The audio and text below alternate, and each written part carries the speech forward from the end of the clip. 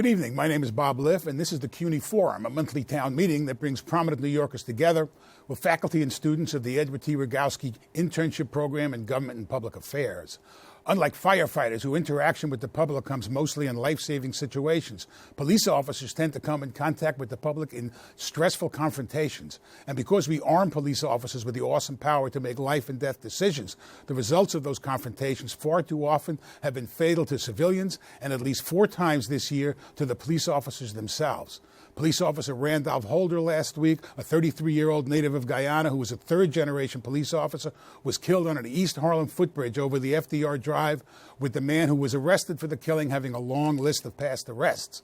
The earlier murder of police officers Wenjan Liu and Rafael Ramos as they sat in their squad car in Bedford-Stuyvesant was committed by an unhinged man from Baltimore who claimed it was retribution for the killings by police of unarmed black civilians across the country, including young Freddie Gray in that city, who died of injuries suffered while in custody shackled in the back of a police wagon.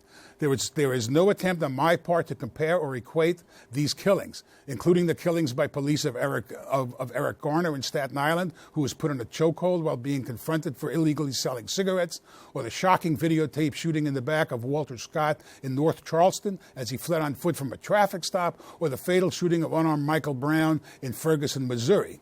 For all the debates they have spawned, the symbolic power of the killings, whether of unarmed civilians or by police officers or of police officers themselves, the victims each died one by one. Nevertheless, the deaths of unarmed African-American civilians at the hands of police officers have focused laser-like attention on the relationship between police officers and the black urban communities across the country. The Black Lives Matter movement was inspired by these killings and has inserted itself into debates from cities to the presidential election. Some police officials, including most recently FBI Director James Comey, suggest that the heightened scrutiny of police officers has led some officers to hesitate before taking action, and that could be linked to a rising crime rate. Something is broken in that police-community relationship, even as residents of high-crime neighborhoods, which disproportionately correlate with poor and minority neighborhoods, clamor for more and better police protection. There have been attempts to fix it, including a requirement that officers wear cameras to record their street encounters, which could provide a greater fact base for analyzing confrontations between the he said that often emerges. In New York, there has been an intensive effort to bring young men and leaders, especially church leaders, together with officers to find common ground outside the cauldron of confrontation. But sometimes it's hard to even talk about the search for solutions, since race remains the third rail of politics. Even Mayor de Blasio came under fire from police unions for saying he and his wife have warned their biracial son how to react if stopped by an officer on the street. We're joined by 4 New Yorkers actively involved in the debate over police-community relations in black and Latino neighborhoods and beyond. Imam Al-Hajj Talib Abdur-Rashid heads Harlem's Mosque of Islamic Brotherhood.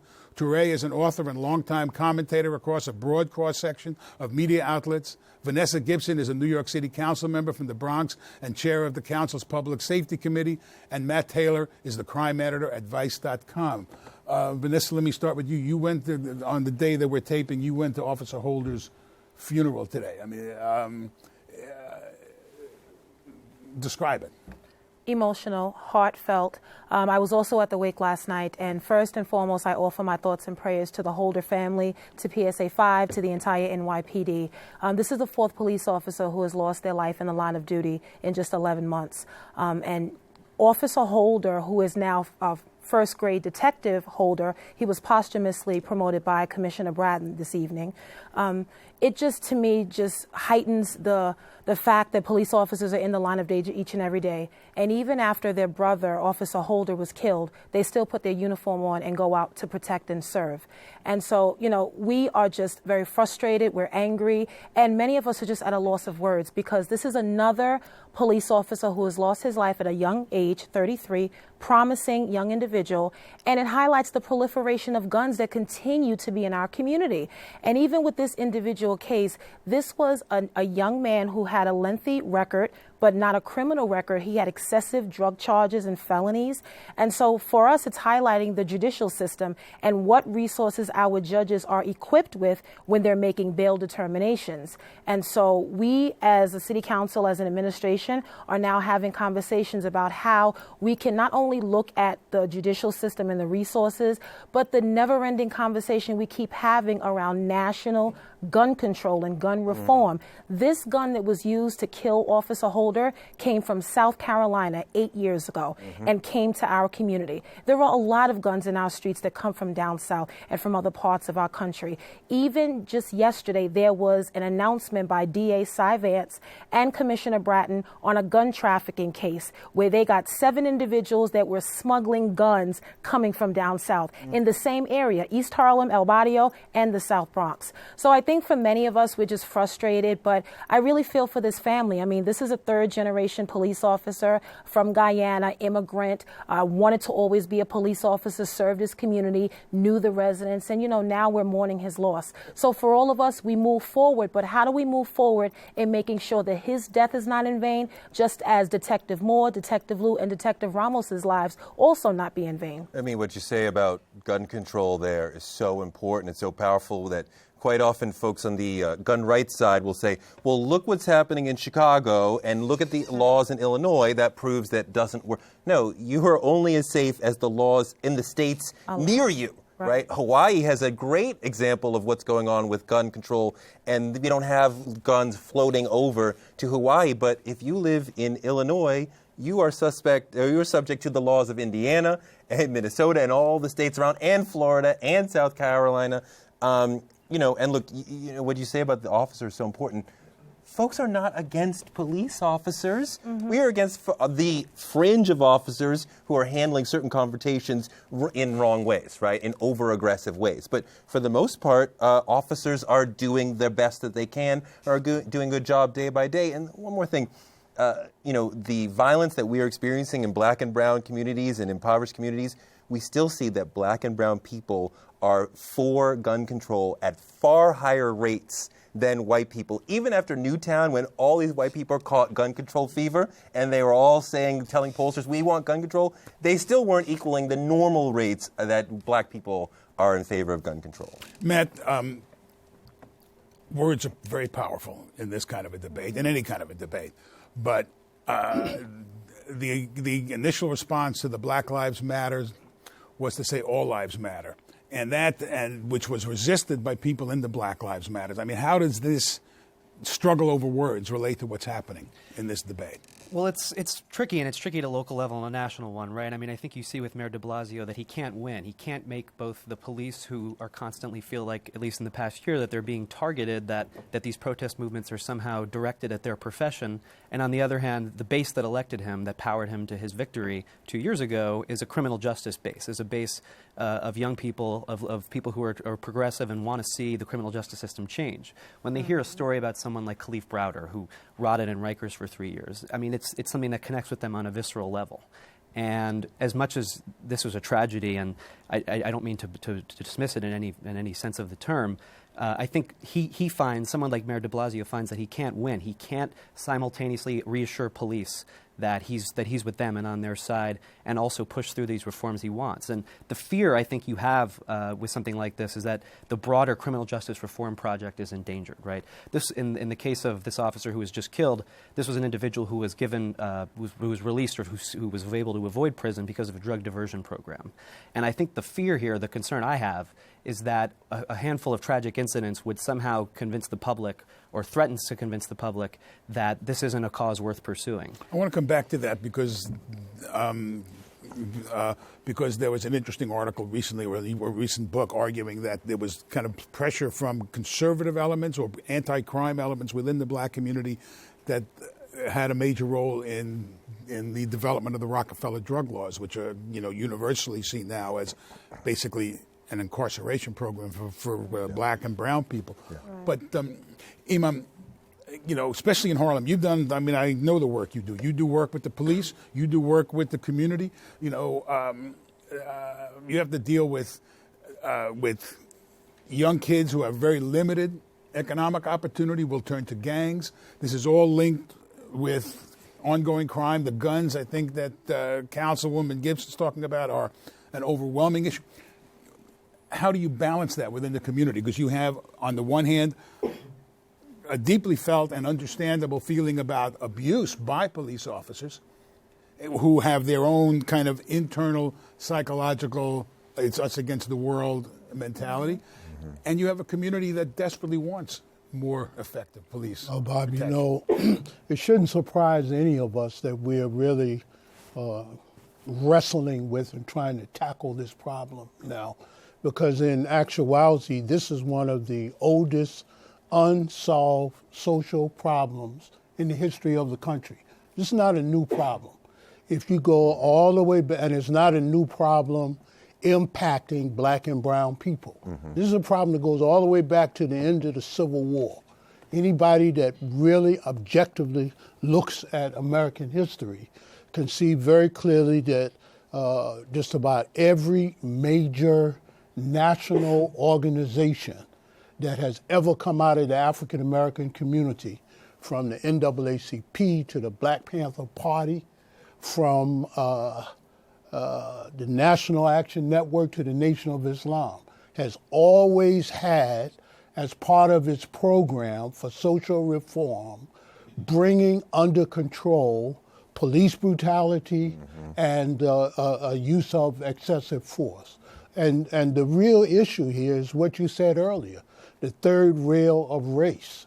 As long as we live in a society that continues to damp down the reality of racism, as long as we live in a society that continues to damp down the reality of the impact of racism on public policy, on policing, on the criminal justice system, making a lot of people feel like it's a criminal injustice system.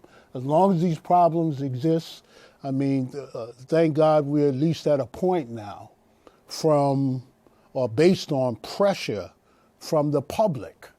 We're at a point where people can't hide anymore. Mm-hmm. Officers who engage in misconduct cannot hide, and law enforcement officials all across the country are at least admitting now that there is a problem. Mm-hmm. Now we're back for the second coming of Police Commissioner Bratton under Mayor de Blasio. He likes the second coming image, by the way.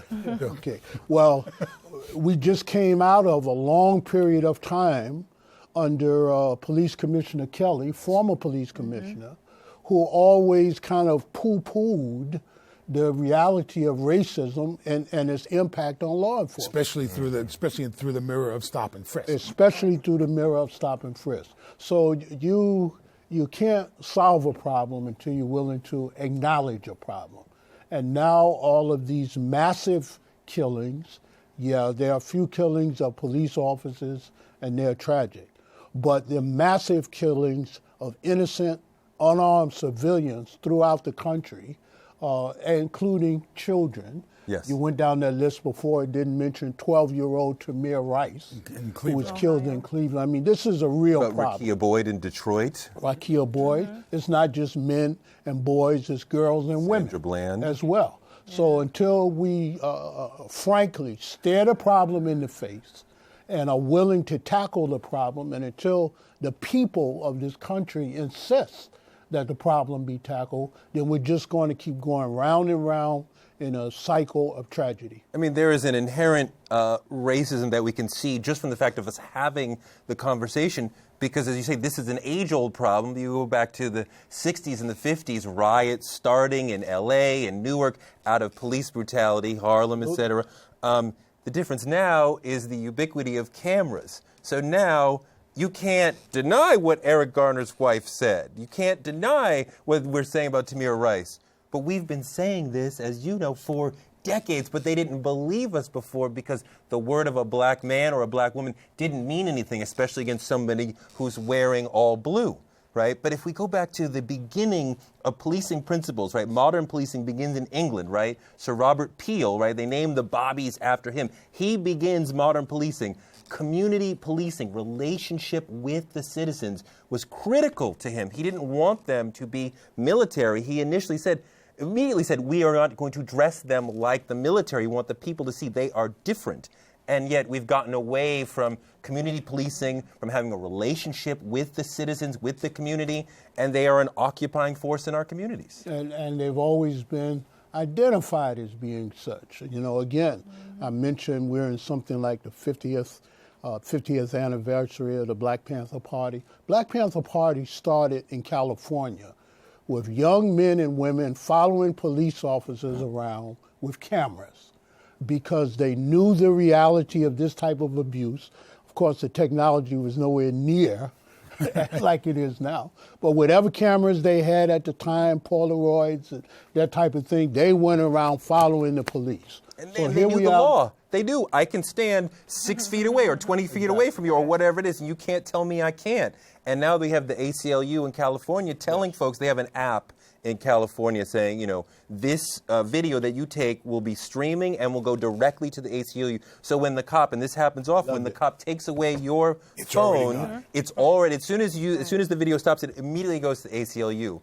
But you have folks saying, you know, well, I'm standing here 10 feet away recording you, but disorderly conduct is whatever the officer wants it to be in that moment. But that's the power of body cameras on police officers, is to kind of offer a fact. And I know you want to address it. I don't think that body cameras are that panacea that some folks think it's going to be. The police will control the video. Do we really think that they're going to be constantly releasing video that they don't want out? I don't believe so. I think it's also... I think a lot of it is, you know, we have to start to adapt to change. You know, the one thing I will say about Commissioner Bratton, and during his second stint, of which I'm working with him now, this is my second year chairing this committee. And we, in this administration, have started to now recognize the value of community policing. Going back to the Beat Street cops, where you actually knew the cop in your neighborhood. I mean, the challenge is that the police department has always been about fighting crime and doing that in an assortment of ways. So what I'm happy about is Commissioner Bratton did announce the neighborhood coordination officers, which is the NCO program that just started late last year, and the attempt is to take certain police officers off of 911 calls, off of patrol, because that's the majority of the work they do, and their only focus is to engage with residents in the area. We have started in the 3-3 and the 3-4 in Upper Manhattan, the 100 and the 101 in Far Rockaway, and now we're starting in the 4-7 in the Bronx, which I'm happy about because I know the commanding officer there, Inspector Stevenson, and this is our attempt to really do what we should have been doing many years ago, having dedicated officers. The challenge for us, I have a high crime area. All three of my commands are always high in crime. So no matter what initiative, I have the 4-2, the 4-4, and the 4-6 in the Bronx. Some are all out. We got 30 cops in each command. Any initiative, I always get cops. The problem is that they're taken away from me. So we don't even have time to build relationships because they're so busy responding to 911 calls. The relationships are so important. But really the important. thing that has made a massive difference over the last 20 years is hotspot policing, right? Computerized policing, using data where they know that a lot of crime occurs on this side of this block, not even that side, right? So that they can put cops on dots, as they say, right? Compstat. Right. And so when they're using that intelligently, then they are an effective police. We want criminals arrested and dealt with. We just don't want every young black man in the community treated like a criminal. I think coming back to cameras for a second, I mean, I think you rightly pointed out, Toure, that they're not a panacea. Body cameras aren't. But in general, I think we should also be skeptical of the idea that technology is really going to make that big of a difference here. Yes. Some of the incidents we just spoke about, Tamir Rice, Eric Garner, were recorded. And we didn't see indictments of the cops involved.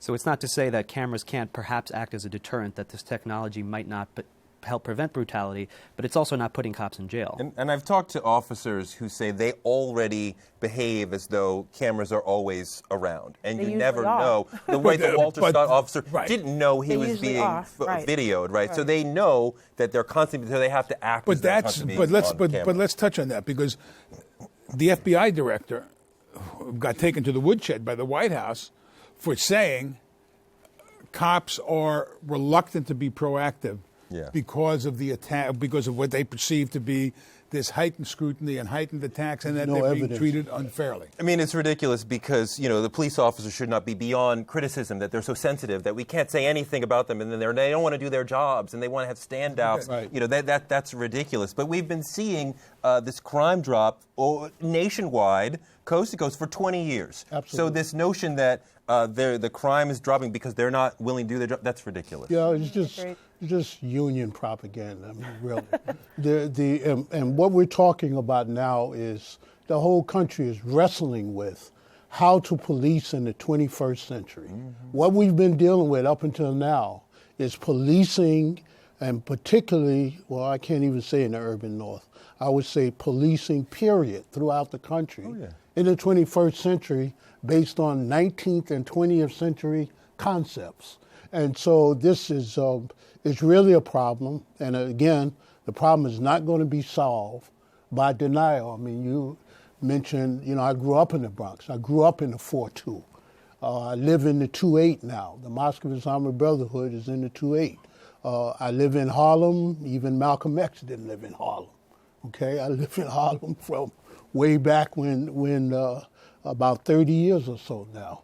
And so, again, we have to be careful of these descriptions that misdirect where the real focus should be. Focus is always on a young person with a gun. Young people don't manufacture guns. Yes. Young people don't distribute guns. Mm-hmm. Young people are not the ones who are involved in the sale of guns. Mm-hmm. So we really need... But yet, Imam, young people, because of the the much broader issues of inequality, the much broader issues of of lack of economic opportunity, too many young kids, for a whole bunch of sociological and economic reasons, will turn to gangs. Gangs tend to be their street family. Wait a minute. Tend to be their street family. And that there are reigns of. I mean, I grew up in the 75th precinct in East New York. So see, now I feel bad. I don't know what was precinct tougher than I'm your in. precinct. I bet you could tell. I don't know what precinct I'm in. Everybody else knows. You're in the 7-6, I know, by the way. Okay. In 14. That's a decent area. I covered Brooklyn for years. Okay. So, I mean, but you have this, the gang problem in housing projects. I mean, there is a clamor for better police protection. And right, you have this, and that's a tension with the,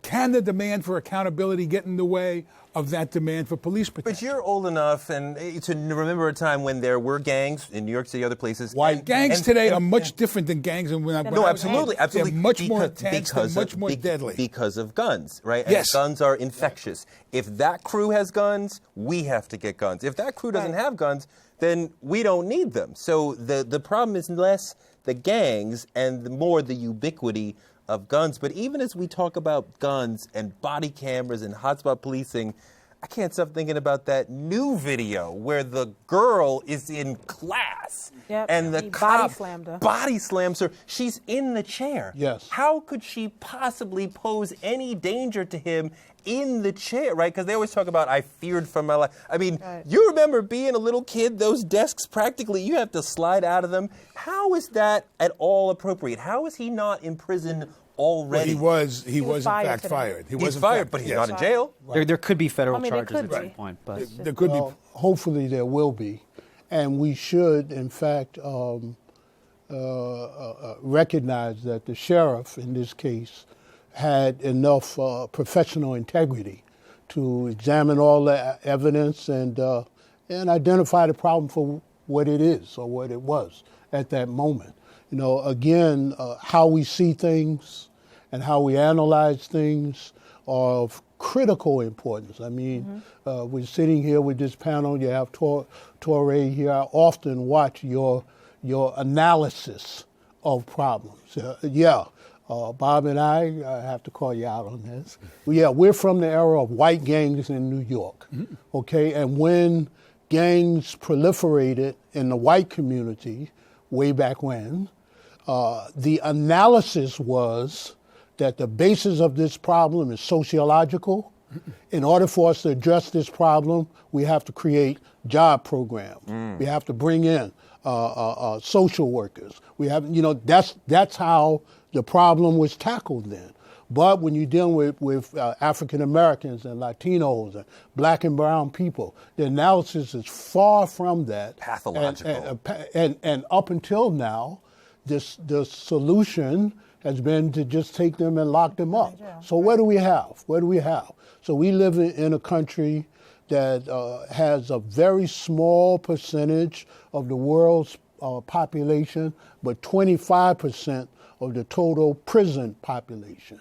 We live in a city in the 21st century where Rikers Island, the largest island jail in the world, now has facilities that are under federal monitoring because of abuse and the use of excessive force on young black and brown men. So we cannot continue to ignore the problem. We can't continue to ignore the fact that when I was a little boy in the 4-2 precinct, and we used to go to the courthouse there on the Pyramid Building. Grand Concourse on 161st Street. I'm a little boy, 8, 9 years old. We used to go there to play guns, quote unquote.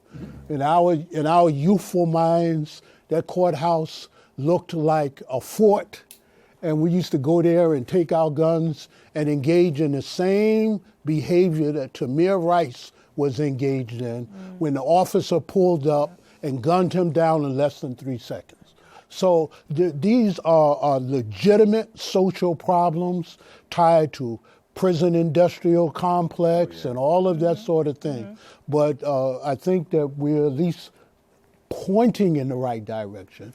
And let me just quickly say this from government's perspective. You know, the one thing I say a lot of times, because there's so much violence within young communities with young people. And, you know, we don't have gangs anymore. We have crews. We have crews of young people that have a territory or a block or a corner. No one owns this land, but yet they have instilled so much fear in other young people that you can't go over to that area. I had a 14-year-old in May that was shot 6 times in the head in my district. So I have seen a lot, and it kind of opened my eyes to a lot of the issues that our young people are going through. So what we say at the City Council is, in order to address a lot of the poverty, homelessness, unemployment, we have to create jobs for young people. Yes. Those that are coming home from prison, they need a pipeline into getting jobs and not going back to prison. The pipeline to prison is real. We need to make sure that when kids go to school, they don't have to go through metal detectors all the time and feel like they're in jail. After school, summer youth.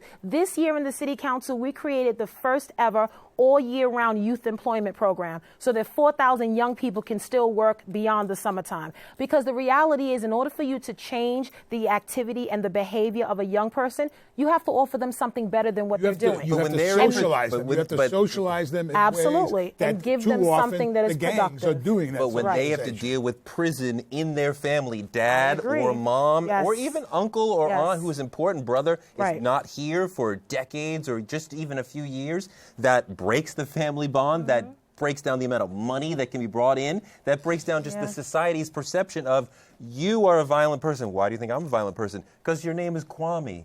I mean, how could you mistake a small 12-year-old boy for a young man? Because he's black, right? That perception of us as young men and thus dangerous, criminal, violent is always there. You know how many arguments I had about how the brother in Florida who George Zimmerman shot, Trayvon, that people said he was a man. He's not a man.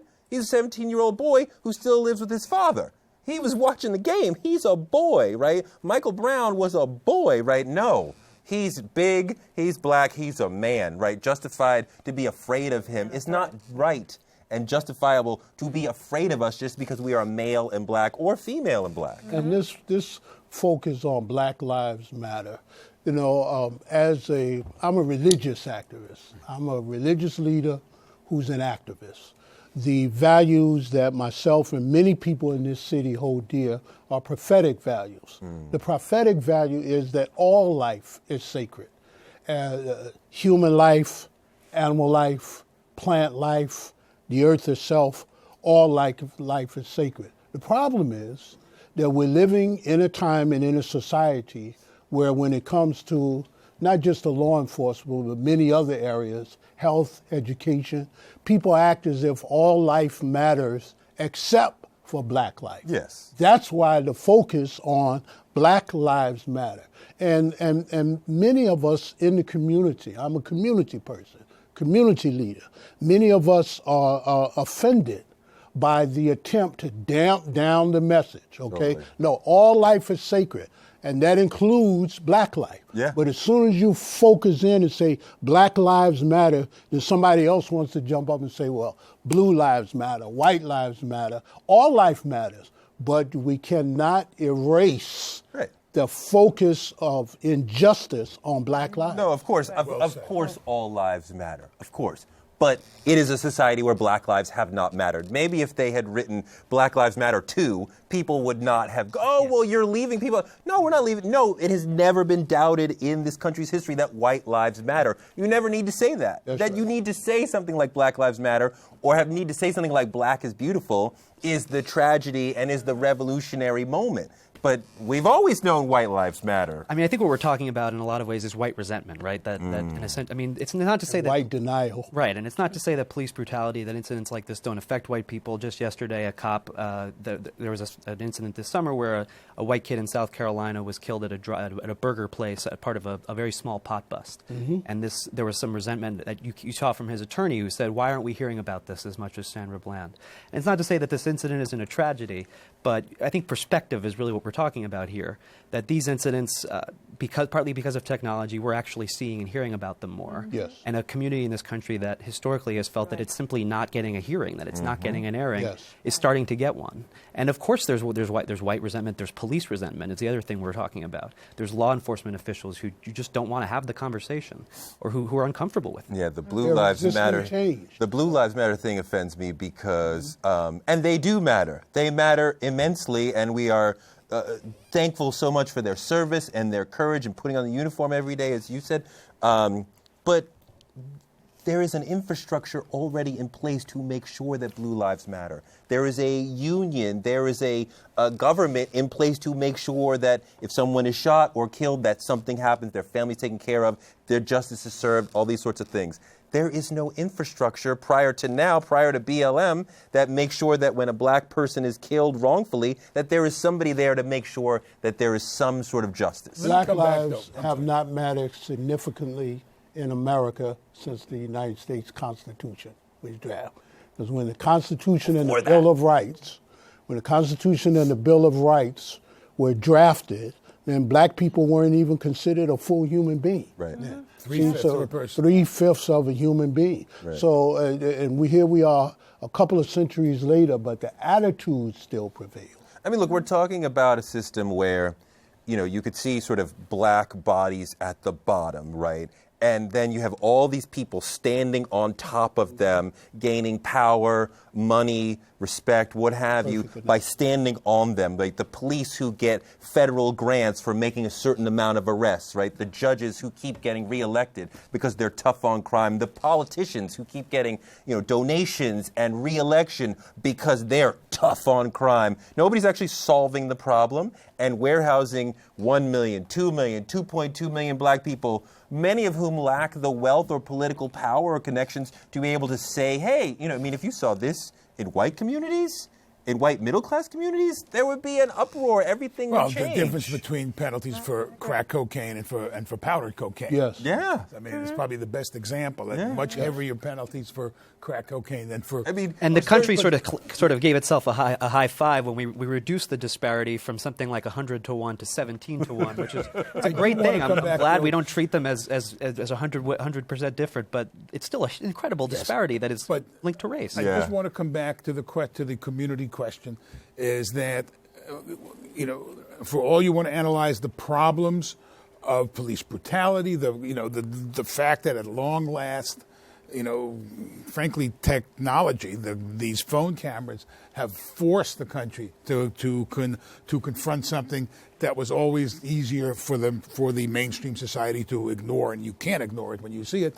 At the same time, crime is very real in communities. You hear about it. Mm-hmm. And so I want to try to deal a little bit more with that tension between communities saying, we want better police protection. Is there a conflict between police saying we feel, too hyper hyper managed, and being able to, and how do you respond to a community saying, we have to deal with crime every day. We want more cops. It's definitely a hard balance. I can say the police department never wants to be micromanaged. All of the legislation that we have proposed at the council, they never support. Many of the bills that we are promoting, they are already doing it. So we have something on an early warning system where we want to create a mechanism by which we can identify problematic police officers, those that have excessive CCRB complaints, lawsuits. Kind of a comp stat. Right. For problem police officers. We have a bill. The commission is already instituting it, and they won't support our bill. So it's really a challenge. When we had the budget conversation this season, we talked about hiring more police officers. We wanted 1,000. That was the number put out there. I had one of my community precinct councils that sent me a petition of 1,000 signatures. And this is an area around Yankee Stadium where there is a lot of crime. Mm-hmm. I know crime citywide is going down, but in communities like mine, they don't feel it because there are all too many young people and young adults that are being killed. So this community supported more police officers, and by virtue of public safety being a part of everyone's lives, the majority of New Yorkers do want to see more police presence on their streets. But they don't want to see is excessive force. They don't want to see police brutality. I want to see equity in how broken windows and any other laws are enforced. You can't tell me that in areas like Park Slope and Bensonhurst, people are not riding their bikes on they're riding their bikes on the sidewalk as they are in every other community. Right. But when you look at some of the summons that have been issued, you see there's a high proportion in communities of color because that's where all the tickets are being given. But not necessarily the crimes that are committed. Right. I would push back against the premise of the question. Obviously, if you get mugged or your family member gets killed, that is a tragedy and that changes your life. But we are not in the midst of a crime drop in New York City. We are in the midst of a massive crime drop in America. Everywhere in America, they talk about this is a change in behavior that we have not seen in human history. It was the waning of the crack cocaine epidemic. That was part of it, but Hotspot Policing made a big part of it. A lot of things had a huge part in this. I mean, we are seeing a homicide rate that is 100-year low back to when we were an agrarian society, right? We talk about Chicago. Chicago's annual homicide rate is half of what it was 20 years ago. So we are seeing massive success on the part of the police and the communities and less crime all over the place. So the sort of need for these aggressive maneuvers like stop and frisk is less than it ever has been. Right. I mean, there's something of what sometimes is called a peace dividend here, right? That crime is so much lower than it was 20 years ago that there has to be a way that the cops can actually pull back a little bit in a way that perhaps they didn't. But they get money for being aggressive, right? They get. I mean, well, you do have thousands of extra cops assigned to terrorism issues. There are other issues that it's not as if we do have a lot fewer cops than we did after Mayor Dinkins and the Safe Streets, Safe Cities program. Yep. But and there's a huge chunk of, in particular, New York City police officers because of who we are and where we are, that are kind of taken out of the when you go back to the precinct, they ask you how many arrests did you make.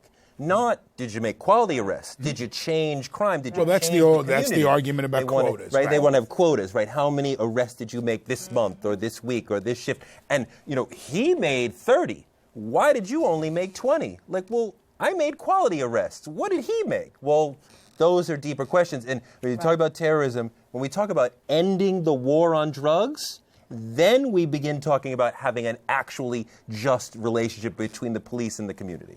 You want to go? Sure. I'm sorry, yes. Can you tell us your name and your campus? I assume you go to Hunter. Yeah. My name's Rosie. I'm 19 and I go to Hunter. There are videos of police officers in other countries restraining people in a manner that's not harmful to them. And I was wondering to what extent would retraining our police officers in a similar manner affect this issue? Oh, I can answer that. So just recently in November, after Eric Garner was killed, we instituted a new 3-day in-service enhanced training. It's a part of the new training now for all of the new recruits that are currently in the academy. And the focus was on de-escalation. It was focusing on different tactics and mechanisms by which police officers can use less force, can use different types of technical skills where they can de-escalate a situation. And the majority of the officers, out of 35,000 in the department, 20,000 that respond and are on patrol have all been trained on that.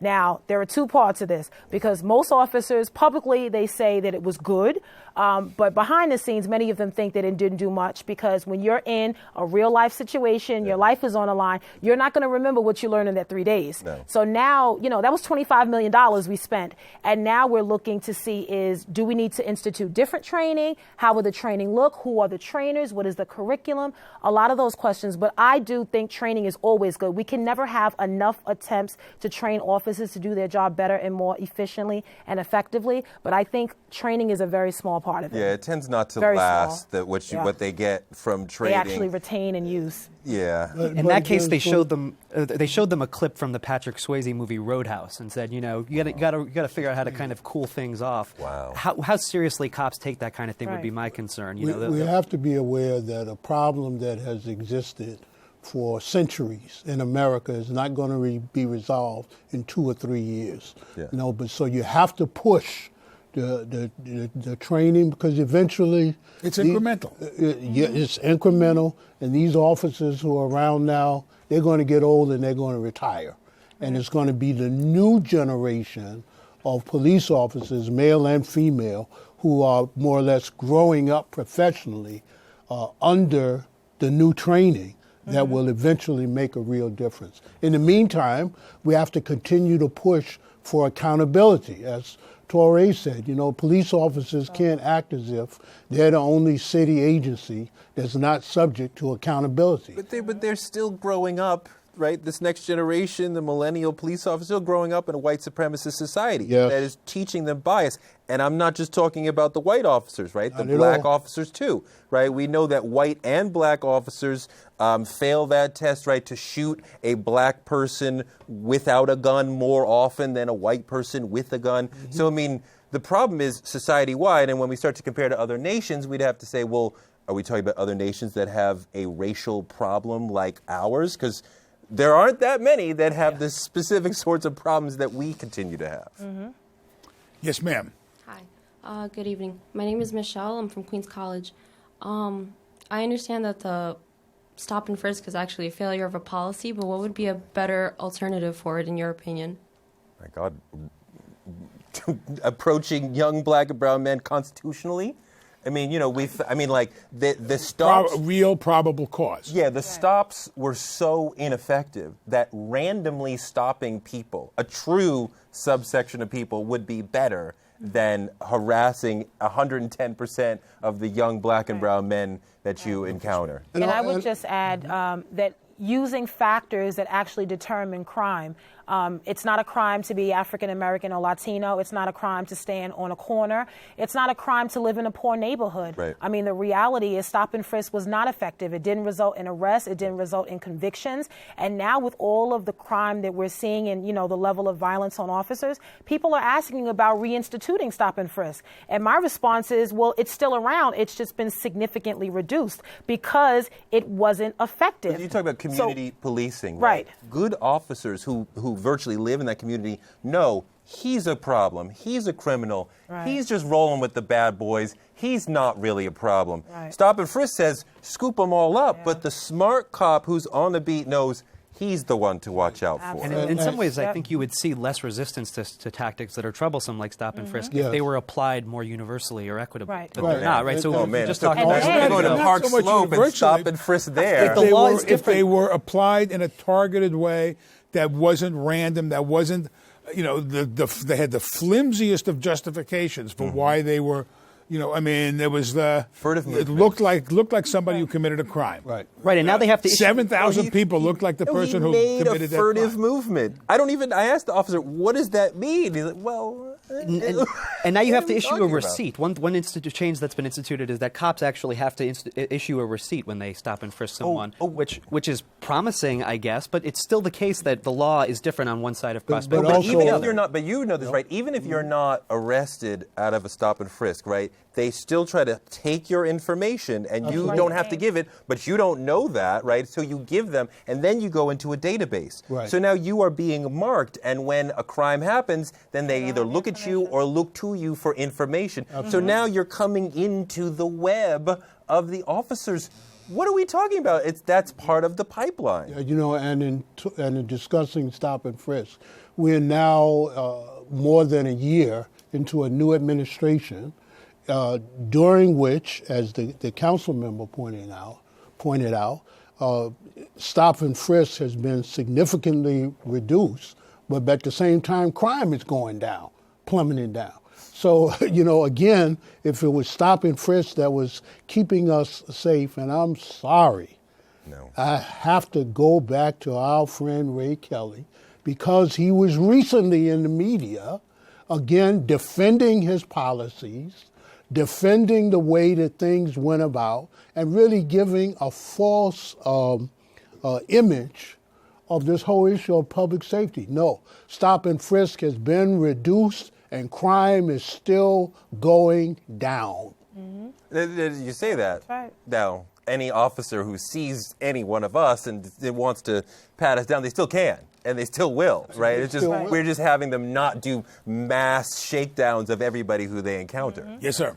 Good evening, everyone. My name is Javon. I'm from John Jay College of Criminal Justice. And Mr. Toure and Councilwoman Gibson, you guys both alluded to the idea that New York City is subjugated to the laws in New York City and also the cities that surround, specifically gun laws. So now my question is... It's the iron pipeline up Interstate 95. Right. So right. Why won't Congress and the presidential candidates address the issue of guns on the streets? The candidates are trying very hard to do that. I think for the first time in a long time, we're seeing Democrats have a spine here and stand up to say maybe we can get something. But the nature of our government is that a motivated minority can stop almost anything. And we have more than a minority of folks who are still saying, hey, what about gun rights? What about me? I want to go hunting with my father and my grandfather, for bear and whatever. And with an automatic weapon, with a. Well, no. I mean, there are people. We're going to blow Bambi away with an automatic rifle. But no, there is a legitimate hunting culture in this country that we should respect, right? We are a big country that is urban and rural and country. I have no problem with these folks who want to take a big rifle, an old school rifle, and go shoot a bear or a moose or what have you. Right, but they're not the ones stopping gun control, right? It's a few million hardcore NRA members who are way more active than the majority of the country, right? That's the problem. It's not the NRA members, right? Because a lot of the members support the control, right? It's the gun manufacturers and the bullet manufacturers that are pushing the NRA to stop this. But I mean, just there is a significant gun rights infrastructure, and it is very difficult to defeat any motivated minority. So we even have that in New York State. When we passed the SAFE Act, I was an assembly member in Albany, and we had thousands of members that lived upstate that were staffers from Remington and felt like we were taking away their jobs because they manufactured the guns. We were taking them out of business. So I recognize that, but I'm holding on to a very, very small glimmer of hope that Congress may actually get its act together. It is extremely sad right? They can't do with anything. the mass shootings that we have had in movie theaters and college campuses. Like, what are we saying to society that you can walk into a church, a movie theater, or a college classroom and just shoot people randomly?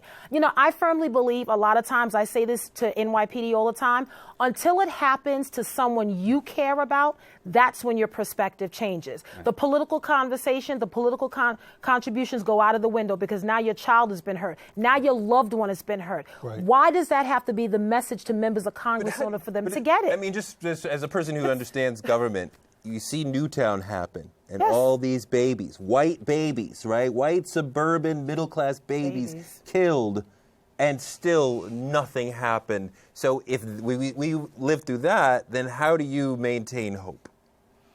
Because I'm a woman of faith and I operate on prayer. And I really think that they have to get their act together sometimes. Absent of having national gun reform, we at the City Council are trying our very best to do what we can, working with state government, working with Governor Cuomo to really try. But the reality is it has to happen federally. I am surrounded by highways. 95 is up the street, so I know the traffic that comes into my community. I'm more of the mindset of understanding that guns will continue to permeate in our community. But the one thing I want to focus on is why a young person feels the need to carry a gun in the first place. Well, if we can tackle that, but if the brother we solve half the problem. But if the brother around the corner has a gun, then he feels he needs to. To me, both brothers need to not have a gun. But I agree. But the moment, to me, where we go off the rails is when Congress says, okay, we're going to create a shield against lawsuits against the gun and bullet manufacturers for anything that happens with the things that they create that are only meant to kill. So the change that needs to take place, again, it still always comes back to the grassroots people. The same way that technology has empowered people now to pull a camera out of their pocket, that same way grassroots people, college students, ordinary people have to be diligent on the affairs of Congress. You asked a question about Congress before. Yes, if you're watching what goes on in government, you constantly, for years, we have seen the president battling with these people, battling in Congress. No one is expressing more frustration than him. I mean, there's the last press conference he had with the mass shooting. He was very transparent. Said, man, this is frustrating. So at the same time, the people. Harry Siegel at the Daily News recently had an excellent column where he went out to East New York. He went into the 75th precinct where I was raised, where cops it's through church leaders bring together young men, the kind of young men who are, for want of a better term, gangbangers, and we'll bring them together with cops in a non-confrontational setting, just sitting around, humanizing each other. I mean, on a very small level, those are the kinds of things that break down barriers. You need all of that. I mean, that's David Kennedy's idea, right? Like, let's go to the worst members of the community and speak to them and say, if you reform, then we'll look out for you, we'll take care of you, get you jobs, take care of you, right? But if you don't, we're going to come down twice as hard on you in the future. It has worked in Chicago in many cases. It has worked in Boston. It's something to try because we know it is a small percentage of people who are creating most of the crime. Right. We've already started with that. That's the anti-gun violence movement. Precisely. That's the guns down, life up. Man Up, I Love My Life. I mean, Bronx Connect. There are a lot. This movement is really, really progressing because these are young individuals, formerly incarcerated, gangbangers, gang members, that are now becoming activists. They're violence interrupters. They're mediators. They're working with clergy. They're working with all the stakeholders. And they have the ability to communicate with young people, unlike police officers. Whereas you can't go to a uniform, but you can go to one of these anti-gun violence members and you can connect with them. The David Kennedy model, I love it. I mean, we have anti-gun violence all across the city. It's in the Bronx, it's in Brooklyn, Bed-Stuy, Crown Heights, East New York, Brownsville, it's in East New York, it's in the Rockaways, it's in Staten Island, it's everywhere. And it's growing. We've put $11 million in it every year. This year we added an arts component. So we have a provider that does the hospital piece, the jobs piece, the cure violence, the mental health, and now we've added arts as a component. But still, we have to continue to ask the right questions. One of those questions is, why is it that in America, young white men get guns and kill people in mass shootings, while at the same time young black men get guns and kill each other? See, this is a critical question, and all of the talk show hosts and in the halls of government, they still haven't answered that question. They still haven't answered the question, how do we cure America of its fixation with violence? It's a fixation that manifests domestically, and it's a fixation that manifests internationally as well. I want to get one last question in, if I could. Good evening. My name is Lita Ramos. I'm from Baruch College. I know you touched upon this earlier about the body camera program. If the program is expanded in New York City, do you think it's going to be an effective tool for the NYPD? So in my opinion, I think body cameras are neutral observers. I don't think they're the end all that solves every problem. I think it's a component that could work. I think police and civilians' behavior changes when they're on camera, when they're being filmed. Yes, there are challenges because it is up to the actual officer to turn on the camera. We're having issues on privacy and storage. Right now we have... There's also resistance to absolutely. Providing it Police as evidence. officers have not bought into this, that this could actually help them more than it can hurt them. We have a pilot through the stop and frisk, through the Floyd versus NYC case. The judge mandated there will be a pilot of 60 cameras, so we have 60 now. The police department is talking about expanding by 1,500 $100, which is very expensive in terms of storage, data collection, the actual cameras. So I think it's important to have that conversation and be a part of it, but I do not think it's going to solve every problem, because we still have officers that may not turn it on. And what happens if you don't turn it on? Are you going to be sanctioned by your CO? So there are a lot of questions that we're still toiling around with, but I do support the concept of body cameras. And you still see acts of police violence when body cameras are not just being worn, but on. Right. Yes. Which is to say, as much as we might like to take hope in the prospect that expanding these programs will really make a huge difference, and there is some anecdotal evidence, some small studies that suggest it has an impact. We have about 1 minute and 50 seconds, so please. Good evening. My name is Shady Duke from John Jay College. What does the panel think about having cops be chosen based on the community boards voting on the cops? And if there's like 70%, you mean that the community board would have to accept a particular officer within like that resume, precinct? and if there's over 70% of one race, then it has to be multi-race. Well, I don't know if cops. anybody wants to tackle that quickly. I mean, It'll we never do have. I mean, you want the police to look like the Well, we have policing. residency requirements Right. for almost every city department Right. except for police. And fire notice and that uniform. during all of the current conversation about how do we solve the problem, no one is mentioning residency anymore. which was See, a now they're prime talking issue. It about was a cameras, big they're issue, talking right? about this and that. Residency still needs to be factored in. Most municipal workers do not live in the city of New York, and there's not a requirement across the board. When you talk about knowing police officers, many of them are not from the communities in which they're working. So that's number one. Yes. Number two is they're going into areas that they're not familiar with. They don't know who the stakeholders are, and it's hard to build a relationship sometimes when you don't look like the community you represent.